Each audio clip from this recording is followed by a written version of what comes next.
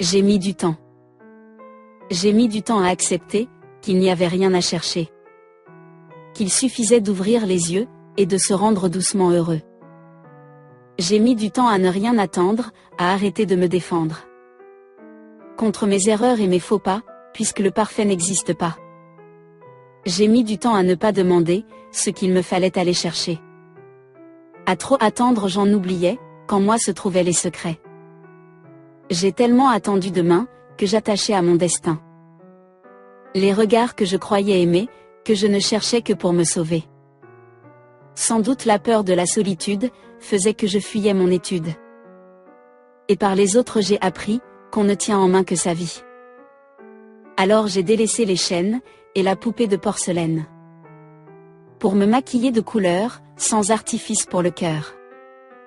Et lentement la vie m'a appris qu'il n'y a rien qui soit acquis, mais que c'est dans le plaisir de marcher que s'installe la sérénité.